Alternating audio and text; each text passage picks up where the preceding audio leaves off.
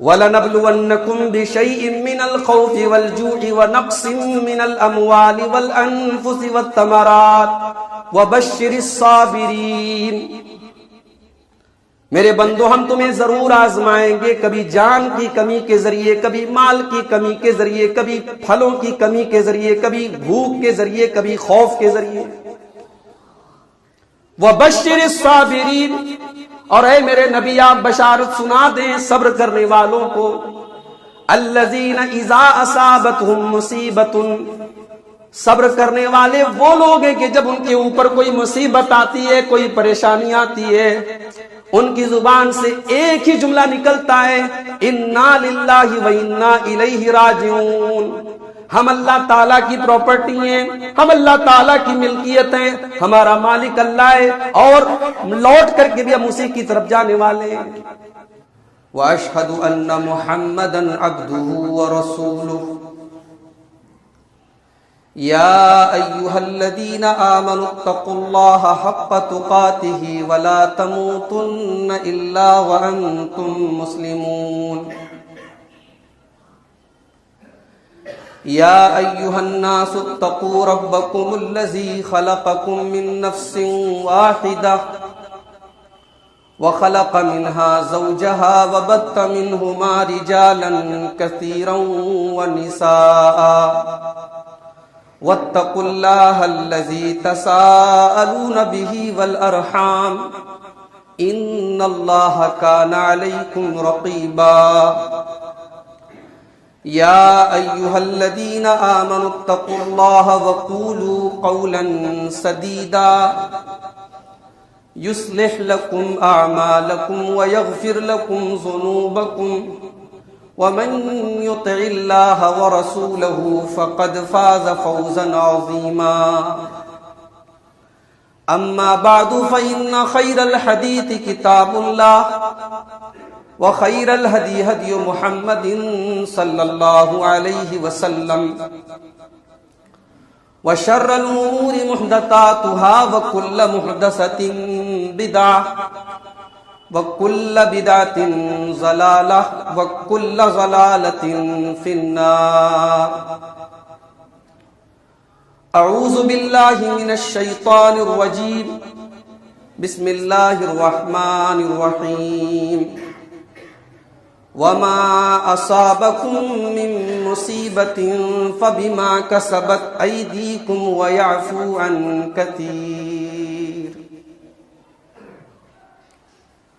محترم حاضرین جمعہ،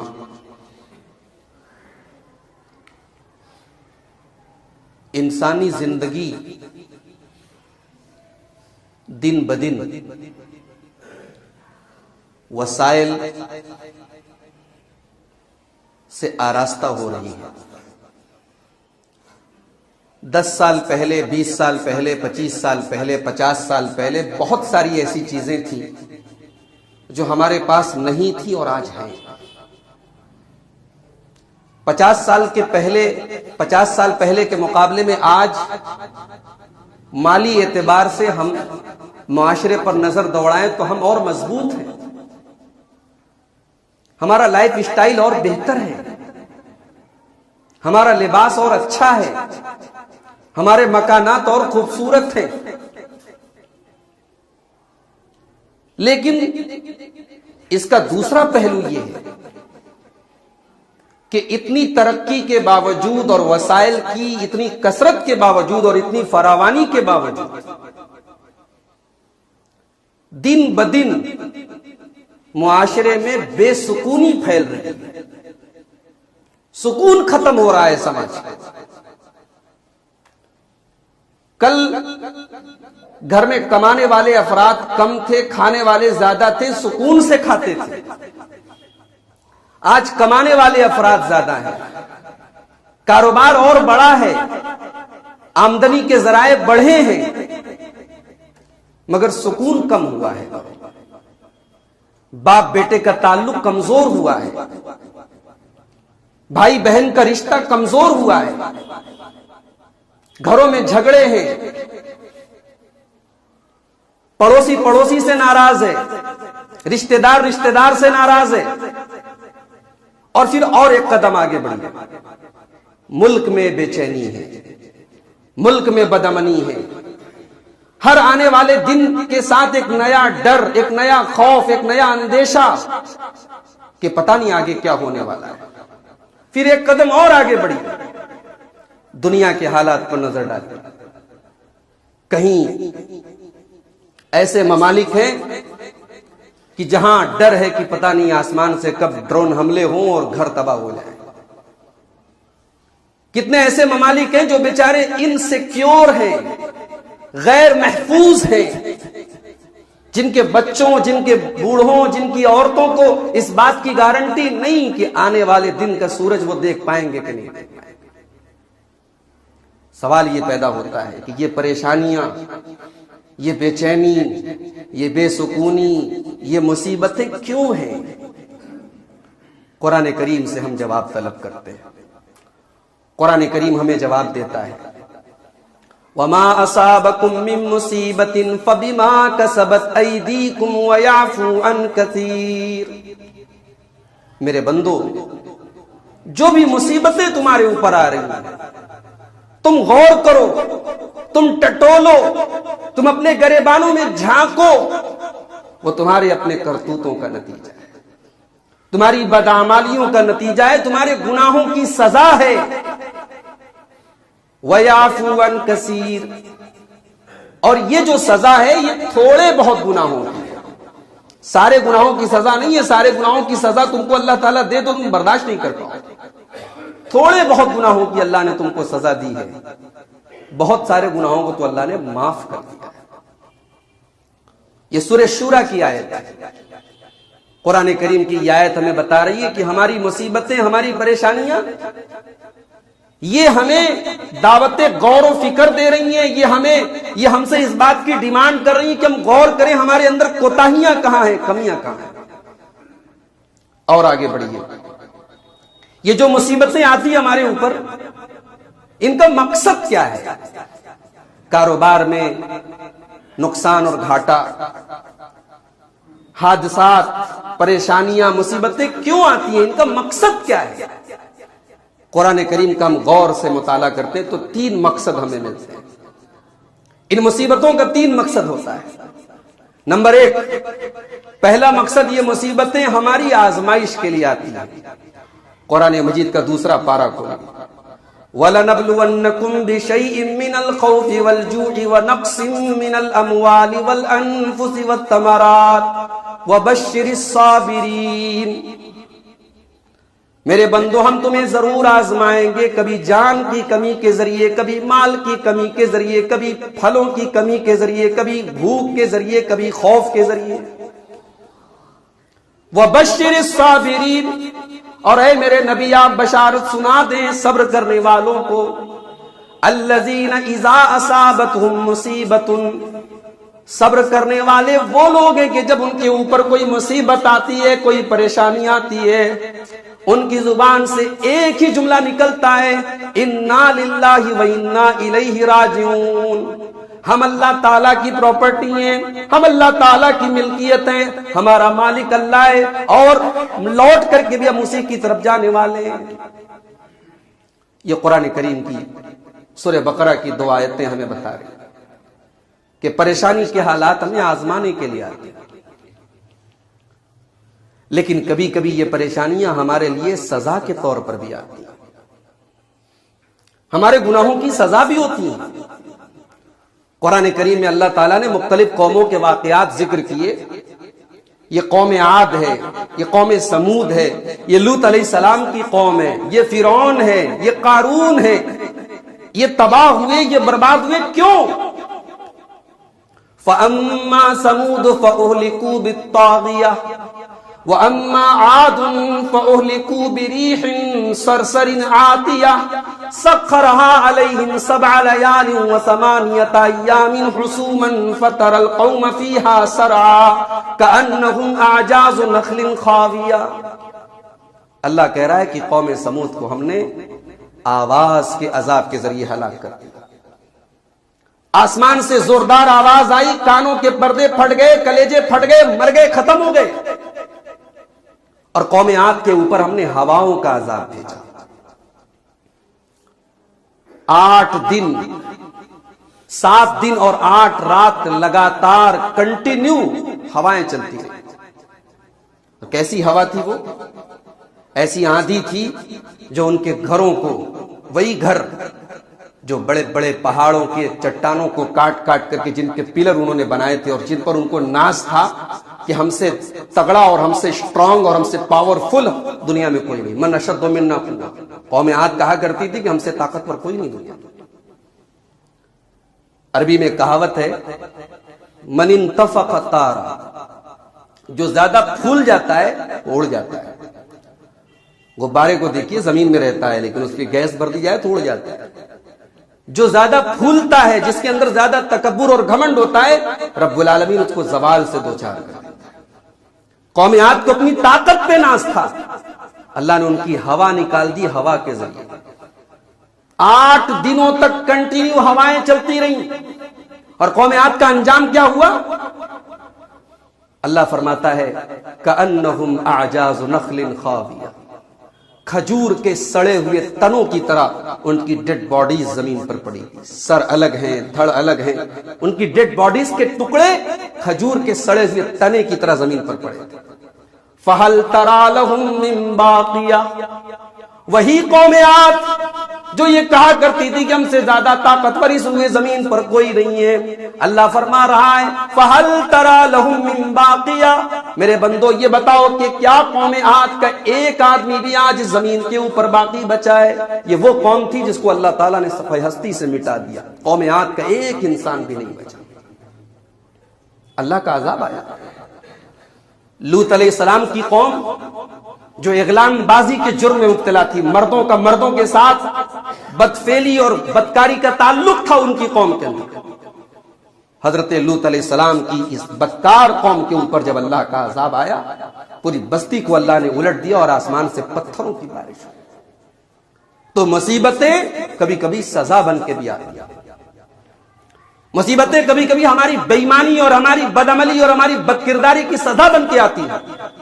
اب سوال یہ پیدا ہوتا ہے کہ ہم فرق کیسے کریں؟ ہمیں معلوم کیسے ہو کہ یہ مصیبت آزمائش ہے یا یہ مصیبت عذاب ہے، یہ سزا ہے؟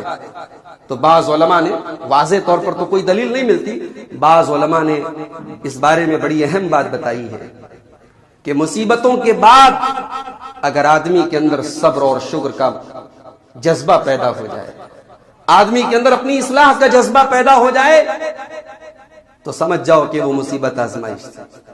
اور مصیبتوں کے بعد اگر آدمی کی سرکشی میں اور آدمی کی برائیوں میں اور آدمی کی خامیوں میں کوئی کمی نہ آئے تو انسان یہ سمجھ لے کہ وہ مصیبتیں اس کے لیے سزا ہے، وہ مصیبتیں اس کے لیے اللہ کا عذاب ہے.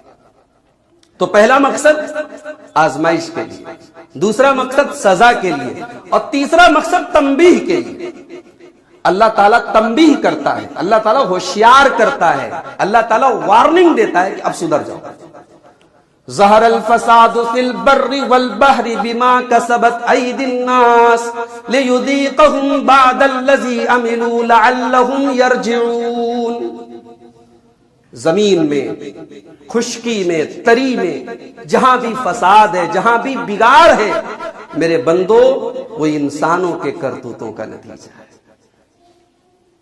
انسانوں کے کرتوتوں کا نتیجہ. اتنا اسٹرانگ ہے انسان، سائنس اور ٹیکنالوجی نے انسان کو کہاں پہنچا دیا. ہواؤں سے بات کر رہا ہے، چاند پر پہنچ چکا ہے، مگر آج بھی قدرتی آفتوں کے آگے انسان کی ایک نہیں چلتی.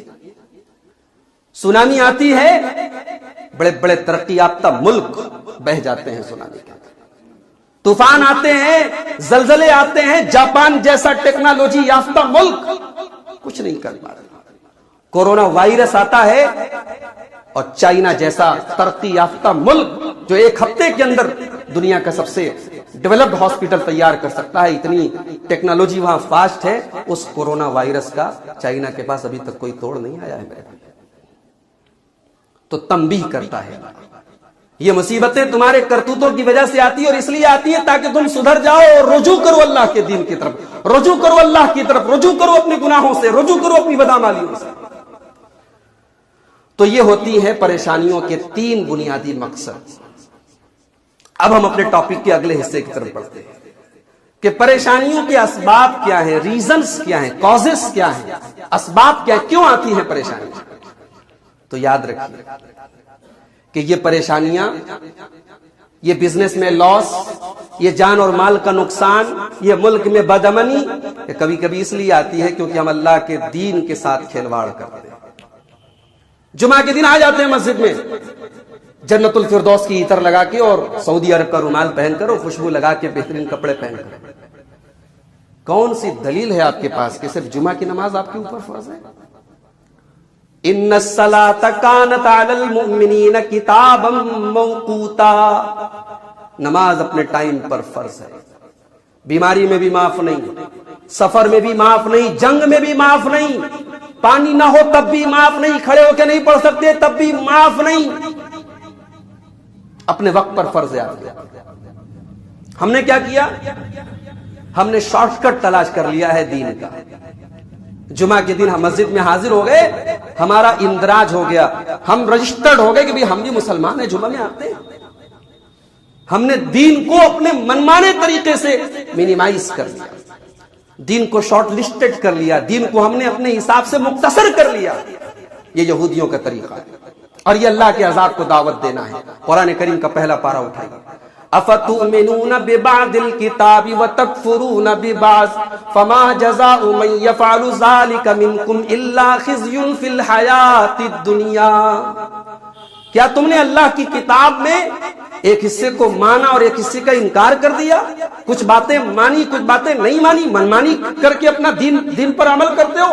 یاد رکھو اگر ایسا کرو گے تو اللہ دنیا میں بھی ذلیل کرے گا، وَيَوْمَ الْقِيَامَةِ يُرَدُّونَ إِلَىٰ أَشَدِّ الْعَذَابِ، اور قیامت کے دن تو دردناک عذاب ہوگا ہی ہوگا۔ دین میں منمانی کر رہے ہو، اس لیے یہ مصیبتیں ہمارے اوپر آ رہی ہیں میرے پیارے۔ یہ مصیبتیں ہمارے اوپر اس لیے بھی آ رہی ہیں کہ قرآن کریم رمضان کے علاوہ 11 مہینے نہیں کھلتا، ہمارے گھروں میں 24 گھنٹے موبائل چل رہے ہیں، ہمارے گھروں میں 24 گھنٹے فلمی گانے بج رہے ہیں، ناچ گانے بج رہے ہیں، مگر قرآن کریم کوئی پڑھنے والا نہیں، کوئی غور کرنے والا نہیں، کوئی تدبر کرنے والا نہیں۔ مسلمانوں کے گھروں کی شروعات ٹیلی ویژن کے سیریلوں سے ہو رہی ہیں، موبائل کے گانوں سے ہو رہی ہیں، واٹس ایپ کے میسجز سے ہو رہی ہیں۔ اللہ نے قرآن میں اعلان کر دیا، وَمَنْ أَعْرَضَ عَنْ ذِكْرِي فَإِنَّ لَهُ مَعِيشَةً ضَنْكًا وَنَحْشُرُهُ يَوْمَ الْقِيَامَةِ أَعْمَىٰ، ہمارے ذکر سے اعراض کرو گے، ہمارے ذکر سے منہ موڑو گے، تمہاری زندگی کو ہم پریشانی میں بدل دیں گے، تمہاری زندگی پریشانیوں میں بدل جائے گی، تم زندگی میں سکون اور چین کے لیے ترس جاؤ گے۔ یہ پریشانیاں اس لیے بھی ہمارے اوپر آ رہی ہیں کیونکہ آج بہت سارے مسلمان ہیں جو دوسرے مسلمانوں کو اللہ کے ذکر سے روک رہے ہیں۔ مسلکی نفرت اتنی بڑی ہے، فرقہ پرستی اتنی بڑی ہے کہ ہم دوسرے مسلک اور دوسرے فرقے کے آدمی کو اپنے محلے میں برداشت کرنے کو تیار نہیں۔ اس ہندوستان کی سرزمین پر واقعات گواہ ہیں کہ ایک مسلک کے مسلمان نے دوسرے مسلک کی مسجد پر بلڈوزر چلوائے۔ ابھی پڑوسی ملک سے خبر پچھلے مہینے آئی تھی کہ ایک مسلک کے مسلمان نے دوسرے مسلک کے مسلمان کی مسجد گرائی ہے۔ ہم غیروں کا کیا رونا روئے، ہم غیروں کا کیا رونا روئے، آج کلمہ گو دوسرے کلمہ گو کی مسجد گرا رہا ہے۔ کیوں؟ کیونکہ اس کے عالموں نے، اس کے مولویوں نے اس کے دماغ میں بٹھایا ہے کہ تو حق پر ہے، باقی سب گمراہ ہیں۔ ہم کیا ٹالرنس کا سبق دنیا کو دیں گے؟ ہم کیا دنیا کو رواداری سکھائیں گے؟ ہم کیا دنیا کو بتائیں گے کہ مختلف مذاہب اور مختلف کلچرز کو برداشت کرنے کی چھمتا ہونی چاہیے؟ ہم دوسرے مسلک کو اپنے محلے میں برداشت کرنے کو تیار نہیں ہیں۔ مثالیں موجود ہیں آپ کے ساتھ۔ اللہ کا عذاب نہیں آئے گا تو کیوں؟ وَمَنْ أَظْلَمُ مِمَّن مَّنَعَ مَسَاجِدَ اللَّهِ أَن يُذْكَرَ فِيهَا اسْمُهُ وَسَعَىٰ فِي خَرَابِهَا، اللہ کہہ رہا ہے اس سے بڑا ظالم کوئی نہیں جو اللہ کی مسجد میں اللہ کا ذکر ہونے سے روکے، اللہ کی مسجد میں نماز پڑھنے سے لوگوں کو روکے، اس سے بڑا ظالم کوئی نہیں جو مسجدوں کو تباہ کرنے کی کوشش کرے۔ اولئک لہم خزی فی الدنیا، دنیا میں بھی دردناک عذاب، آخرت میں بھی دردناک عذاب۔ میرے پیارے بھائیوں، میرے محترم بزرگوں، مصیبتیں اور پریشانیاں کبھی کبھی اس لیے بھی آتی ہیں کیونکہ ہم اپنی اصلاح پر توجہ نہیں دیتے، اپنی اصلاح نہیں کرتے، اس لیے بھی مصیبتیں آتی ہیں، ہمیں بدلنے کے لیے آتی ہیں۔ اللہ نے فرمایا سورہ انفال کے اندر، ذالک بان اللہ لم یکن مغیرا نعمتا انعمها علی قوم حتی یغیروا ما بانفسہم۔ اللہ کسی قوم کو نعمت دے کے چھینتا نہیں، کاروبار چلا کے کبھی مندی نازل نہیں کرتا اللہ رب العالمین، کبھی بیماریوں اور مصیبتوں میں مبتلا نہیں کرتا، حتی یغیروا ما بانفسہم، جب تک لوگ اپنی حرکتیں نہ بدل لیں۔ اللہ کو کیا ہے، اللہ کیوں اپنی نعمت دے کر کے تم سے چھینے گا؟ اللہ نے تو قرآن میں اعلان کر دیا، ما یفعل اللہ بعذابکم ان شکرتم وآمنتم، اللہ تم کو عذاب دے کر کے کیا کرے گا اگر تم اللہ کا شکر ادا کرتے رہو اور اللہ پر ایمان لاتے رہو۔ کبھی قرآن کریم پر غور کیجئے میرے بھائیو، اللہ نے قرآن میں مثالیں بڑی پیاری پیاری بیان کی۔ اللہ کی مثال کوئی، ہم انسان مثال کب بیان کرتے ہیں؟ ایک دوسرے کو بات سمجھانے کے لیے، اور میرا رب جب مثال بیان کرے، یعنی بات اتنی امپورٹنٹ ہے، بات اتنی اہم ہے، اللہ مثال دے کے سمجھا رہا ہے۔ قرآن کریم کے 14ویں پارے میں اللہ نے ایک مثال دی، ضرب اللہ مثلا قریۃ کانت آمنۃ مطمئنۃ یاتیہا رزقہا رغدا من کل مکان۔ اللہ مثال بیان کر رہا ہے ایک بستی کی، بستی کا نام نہیں بتایا اللہ، دنیا کی تمام بستیوں کو دعوت دی کہ تم اپنی بستی پر، اپنے محلے پر، اپنے سماج پر اس مثال کو فٹ کرو۔ ایک بستی تھی، کیسی بستی تھی؟ کانت آمینتن، جو بڑے امن کے ساتھ رہتی تھی، مطمئنتن، بڑے اطمینان کے ساتھ رہتی تھی۔ اللہ نے سب سے پہلے امن کا ذکر کیا۔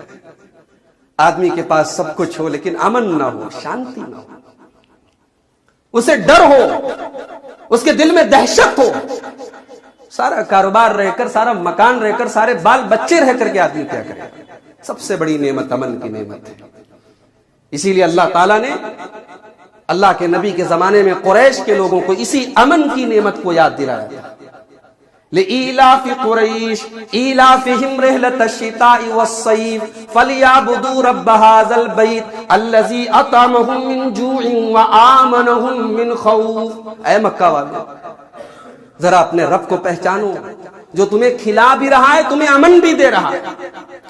مکہ کی سرزمین اس زمانے میں جبکہ ذرا ذرا سی باتوں پر جنگیں ہو جاتی تھی، مکہ کے اندر کوئی تلوار نہیں چلا سکتا تھا۔ اپنے باپ کے قاتل کو بھی حرم میں پا کر کے، اپنی آنکھوں کے سامنے دیکھ کر کے بھی اپنے باپ کے قاتل کو بھی آدمی چھو نہیں سکتا تھا۔ یہ حرم کا احترام تھا۔ امن کی دولت سب سے بڑی دولت۔ اللہ نے کہا کہ ایک بستی تھی، امن کے ساتھ رہتی تھی، چین کے ساتھ رہتی تھی۔ یأتیہا رزقہا رغدا من کل مکان، اور روزی روٹی کی بھی بڑی فراوانی تھی، روزی روٹی ہر طرف سے آ رہی تھی۔ فَكَفَرَتْ بِأَنْعُمِ اللَّهِ، پھر اس بستی نے کیا کیا، اس بستی کے لوگوں نے کیا کیا؟ اللہ کی نعمتوں کی ناشکری کرنا شروع کیا، اللہ کی نعمتوں کا انکار کرنا شروع کیا، اللہ کے دین کے اندر منمانی کرنی شروع کی۔ اب کیا کیا اللہ نے؟ فَأَذَاقَهَا اللَّهُ لِبَاسَ الْجُوعِ وَالْخَوْفِ بِمَا كَانُوا يَصْنَعُونَ، اللہ نے اس بستی کے لوگوں کو خوف اور بھوک کے عذاب میں مبتلا کر دیا۔ بھوک کا عذاب آ گیا، لوگ بھوکے مرنے لگے۔ بھوکے مرنے کا یہی مطلب نہیں ہے کہ ہمارے گھروں میں کھانا نہ بنے۔ بھوکے رہنے کا مطلب یہ بھی ہے کہ ہمارے گھر میں کھانا بن رہا ہے، ہم کھا رہے ہیں، مگر طرح طرح کی بیماریوں میں مبتلا ہیں۔ ہمارا جسم جو ہے وہ لذیذ نعمتوں سے محروم، ہم شوگر پیشنٹ ہیں، ہم فلاں چیز کے پیشنٹ ہیں، ہمیں اللہ نہ کرے مختلف بیماریاں ہیں۔ اللہ خوف اور بھوک کا لباس پہنا دے۔ تو یہ پریشانیوں کے اسباب ہیں میرے پیارے بھائیو۔ وقت ختم ہو رہا ہے، ایک آخری حدیث سنا کر کے بات ختم کروں گا۔ اللہ کے پیارے حبیب صلی اللہ علیہ وسلم فرماتے ہیں، صحیح بخاری کی روایت، لَيَكُونَنَّ أَقْوَامٌ مِّنْ أُمَّتِي يَسْتَحِلُّونَ الْحِرَ وَالْحَرِيرَ، میری امت کے اندر کچھ لوگ آئیں گے جو ریشم اور زناکاری کو حلال کریں گے۔ ہو سکتا ہے کہ اللہ کے نبی نے ان دو چیزوں کا نام بطور مثال لیا ہو، یعنی ایک ایسا دور آئے گا کہ اللہ کے حرام کو لوگ حلال سمجھنے لگیں گے۔ اب میں اس کی ڈیٹیل میں نہیں جاؤں گا، عقل مند را اشارہ کافی ہے، کہتے ہیں کہ عقل مندوں کے لیے اشارہ کافی ہوتا ہے۔ ہم سب اپنی زندگیوں پر نظر دوڑائیں اور ہم غور کریں کہ ہم نے کون کون سی حرام چیزوں کو اپنے لیے حلال کر لیا۔ یستحلون الحر والحریر، زناکاری کو اور ریشم کو حلال کر لیں گے، والخمر والمعازف، اور ناچ گانے کو حلال کر لیں گے۔ آپ کہیں گے نہیں مولوی صاحب ہم نے کبھی حلال نہیں کیا، حلال نہیں کیا، لیکن کیا یہ سچ نہیں کہ ہمارے گھروں میں، ہمارے موبائلوں تک ناچ گانے آ گئے، ٹک ٹاک کی شکل میں، سیریلز کی شکل میں، فلموں کی شکل میں، اور ہم اب ہم انہیں بہت عیب کی نظر سے نہیں دیکھتے، کوئی بہت بڑا گناہ نہیں سمجھتے؟ یہی تو ہے حلال سمجھنا۔ ایک چیز حرام ہے، اللہ کے عذاب کو دعوت دینے والی، اور وہ ہمارے گھروں میں بج رہی ہے، ہمارے کانوں میں بج رہی ہے، ہمارے جیبوں اور پاکٹوں میں بج رہی ہے۔ اب اس سے بڑھ کے کیا چیز؟ اور شراب کو لوگ حلال کر لیں گے، نشے کو لوگ حلال کر لیں گے۔ اور اگلا جملہ حدیث پاک کا ذرا غور کیجیے، وَلَيَنزِلَنَّ أَقْوَامٌ إِلَى جَنبِ عَالَمٍ، اللہ کے نبی کہتے ہیں کچھ لوگ پہاڑوں کی چوٹیوں پر مکان بنائیں گے، اتنی اونچی اونچی بلڈنگیں ہوں گی، لائف اسٹائل اتنا ہائی ہوگا، ان کے مکانات گویا پہاڑ کی چوٹیوں پر ہوں گے، اور چرواہے صبح شام ان کے جانوروں کو چرائیں گے۔ اب اس زمانے میں لوگوں کی ایک بہت بڑی، یعنی ان کی معیشت کا ایک بہت بڑا ذریعہ ہوتا تھا مویشی، جانور۔ آج ہمارے پاس سواریاں ہیں، 4 ویلر ہے، 2 ویلرز ہیں، سواریاں ہیں، یہ تمام آج کے دور کی معیشت کا ایک حصہ ہے۔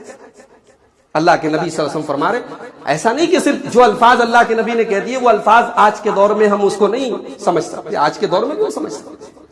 یعنی اللہ کے نبی نے فرمایا کہ رہائش کے بڑے اونچے اور عالیشان مکانات ہوں گے اور سواریوں کے بڑے بہترین انتظام ہوں گے، لیکن دل بہت چھوٹا ہوگا۔ یاتیہم الفقیر، ایک غریب آدمی آئے گا اور کہے گا میں ضرورت مند ہوں، مجھے کچھ دے دو، تو وہ کہیں گے کل آنا۔ فقیر کو ٹالیں گے، غریب کو ٹالیں گے۔ پڑوسی کا مکان بک رہا ہے تو خریدنے کے لیے حاجی صاحب کے پاس کروڑوں ہیں، اور وہی پڑوسی اگر ان کے گھر کاروبار کر رہا ہے، مزدوری کر رہا ہے، اس کی مزدوری کے لیے اس کو درجنوں بار دوڑا دیں گے۔ یہ سماج کی کڑوی حقیقت ہے میرے پیارے ساتھی۔